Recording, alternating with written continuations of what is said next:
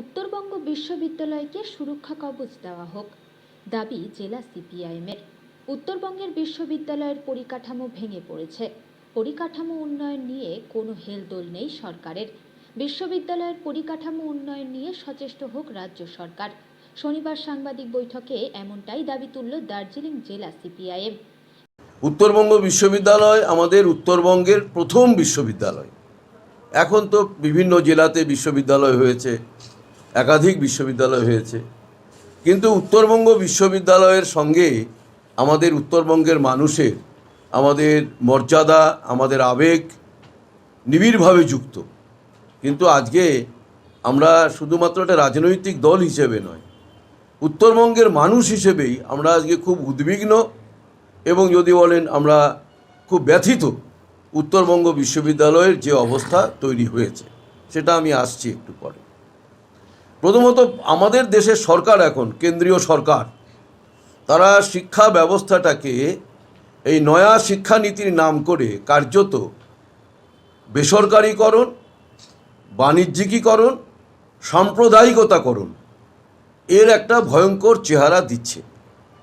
আমাদের রাজ্যের সরকার তারা বলেছিল তারা এই শিক্ষানীতির একটা বিকল্প তারা তৈরি করবে, এবং যিনি বলেছিলেন সেই সময়কার শিক্ষামন্ত্রী, তিনি আজকে জেলে। সেটাও আপনারা জানেন কি কারণে তিনি জেলে আছেন। এবং তার শুধুমাত্র তিনি একা আছেন তাই নয়, তার সমস্ত আধিকারিকদের নিয়ে তিনি গোটা শিক্ষা দপ্তরটাকেই তিনি জেলখানাতে নিয়ে বসিয়ে দিয়েছেন। এবং সেখানে যে দুর্নীতি, অস্বচ্ছতা, চাকরি চুরি, এইসব বিষয়গুলো আছে আপনারা জানেন সবাই। কিন্তু আমাদের রাজ্য সরকার তারা কি এই যে নয়া শিক্ষানীতি, যার বিরুদ্ধে আমার এত কথা বললো, তারা কি সেটাকে গ্রহণ করেছেন?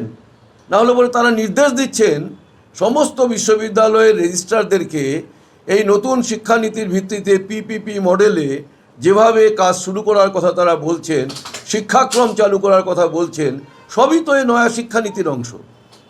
তাহলে এটা কি কোনো চাপের মুখে বর্তমান আমাদের তৃণমূল কংগ্রেসের রাজ্য সরকার মোদী সরকারের কাছে কোনো চাপের মুখে আত্মসমর্পণ করছে? না হলে পরে যে রাজ্য সরকার বলেছিল যে আমরা এই নয়া শিক্ষানীতির বিকল্প একটা শিক্ষা ব্যবস্থা, শিক্ষানীতি রাজ্য সরকারের পক্ষ থেকে চালু করব, তারা সেটা চালু করা দূরের কথা, তারা এই কেন্দ্রীয় সরকারের এই নতুন শিক্ষানীতিটাকেই তারা কার্যকরী করতে চাইছেন কেন? এটা এই জন্যই বলছি যে শিক্ষার এই যে বেহাল অবস্থাটা গোটা রাজ্যব্যাপী, আমাদের রাজ্যেও